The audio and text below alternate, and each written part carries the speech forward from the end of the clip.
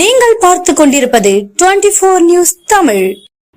இலங்கை கடற்கொள்ளையர்கள் மீண்டும் அட்டூழியம். நாகை மீனவர்களை தாக்கி படகின் என்ஜின் வலை பிடித்த மீன்களை பறித்து நடுக்கடலில் தவிக்க விட்டு சென்ற வேதனை.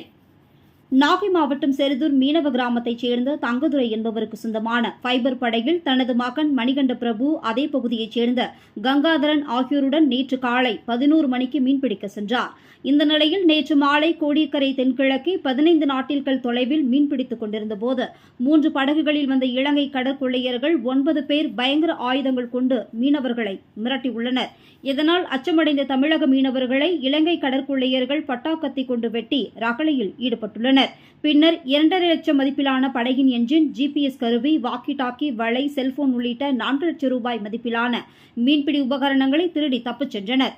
அதனைத் தொடர்ந்து வெட்டுக்காயங்களுடன் செருதூர் மீன்பிடி இறங்குதளம் வந்து சேர்ந்த மீனவர்களை மீட்க சக மீனவர்கள் நாகை அரசு மருத்துவக் கல்லூரி மருத்துவமனைக்கு 108 ஆம்புலன்ஸ் மூலம் சிகிச்சைக்காக அனுப்பி வைத்தனர்.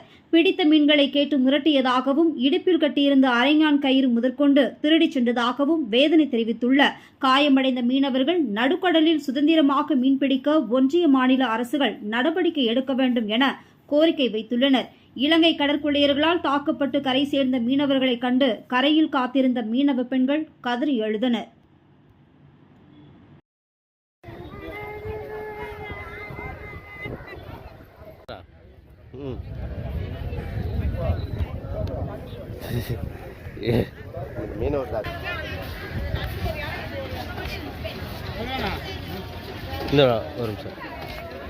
இல்லை மீன் தந்துட்டு இருக்கேண்ணா.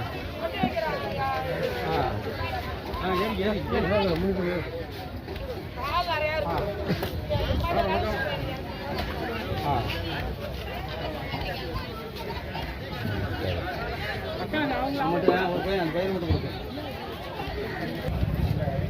கொடுத்து